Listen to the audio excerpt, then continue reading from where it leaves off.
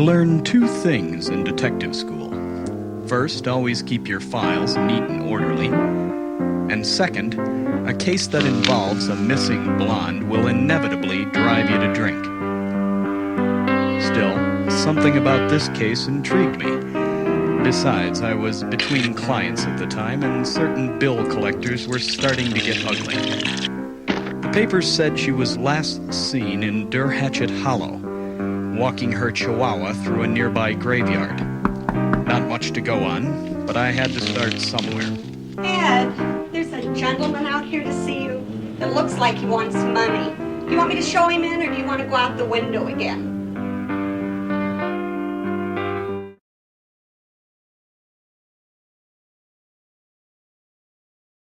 He wanted money, all right, Thank you, Mr. but it was Spectre. for a good cause. All proceeds go to the orphanage and are, of course, tax deductible. I don't mean to pry, but your secretary mentioned that you might be driving out to Deathstalker Hollow tonight. It's a very evil place. I want you to have this. It may save your life.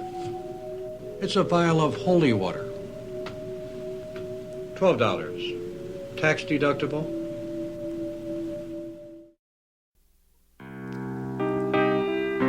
I decided to take a few moments to organize my thoughts, so I poured myself another drink and began to read.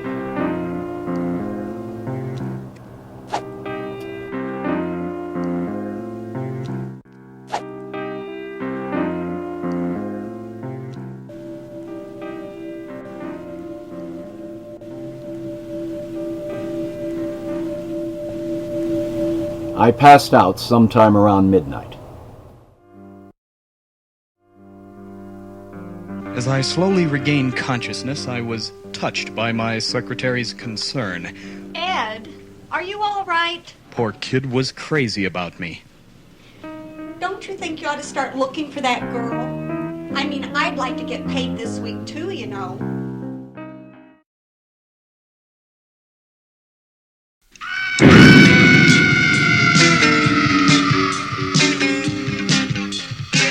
The Deathstalker Institute was founded by a Nobel Prize-winning scientist who disappeared in the late 50s, leaving the place deserted for nearly 30 years.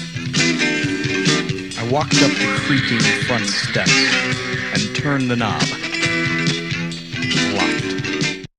Naturally, there was a key that fit the front door under the mat. The stench was awful. It was like entering a tomb.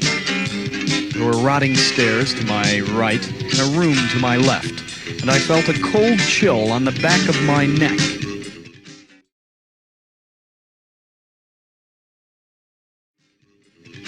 I whirled about in time to see the wind slam the door shut. Then I realized I wasn't alone. I bid a fond farewell to the fanged femme fatale and ran up the stairs. I paused to see if I was being followed. I was. Her skin erupted as the water splashed onto her. The stench was awful.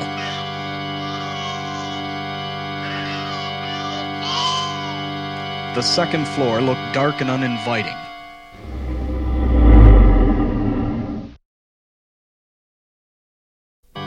My fear faded as I fled. I felt fine till I fell.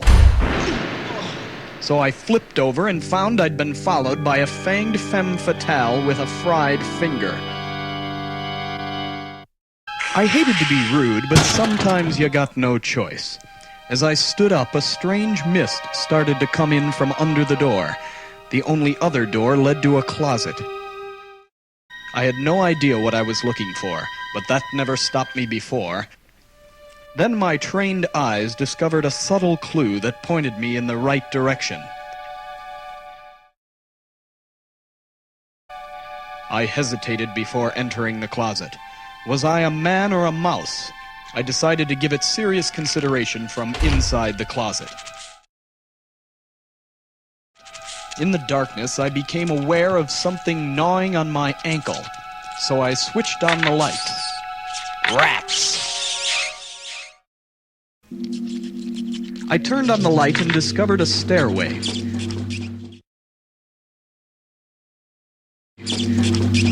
The stairs led to an attic. A trail of green ooze leading off to my left. And in the other direction, piles of old junk near an open window.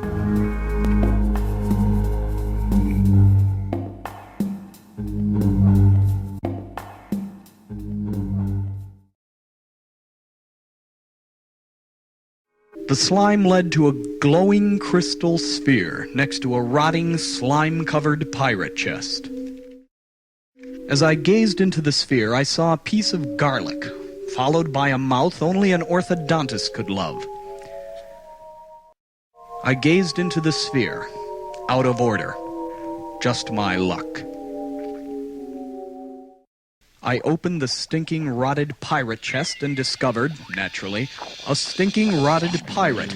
Knife in one hand, small wooden box in the other. I reached for it, but I wasn't quick enough. While I struggled to keep the pirate down, I was also struggling to keep my lunch down, and not doing well in either department.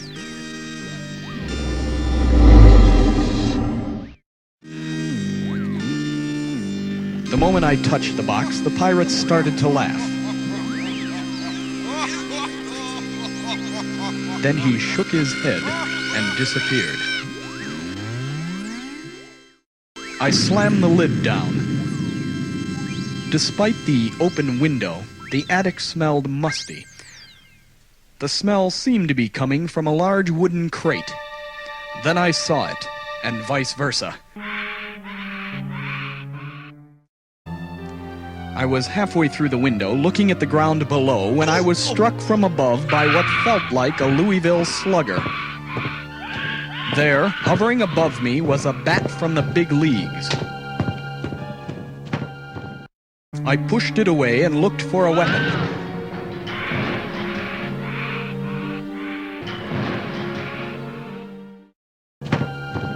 I grabbed the rope and a trap door opened. I fell for what seemed to be a long, long time, and hit the ground hard. Fortunately, I broke my fall on something soft. Well, what do you think you're doing? Mother doesn't like anybody playing in her laundry. Do you, Mom?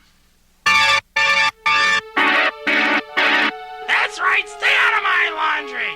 Why don't you run up those stairs where the butler's been nice enough to hold the elevator for you? I'm just a frail old lady who's...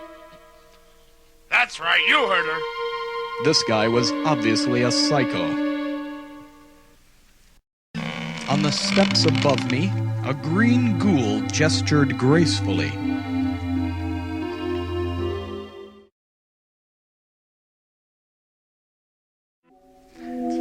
I approached the zombie reluctantly and asked him who his tailor was. His response was to push me backwards into a rickety old freight elevator.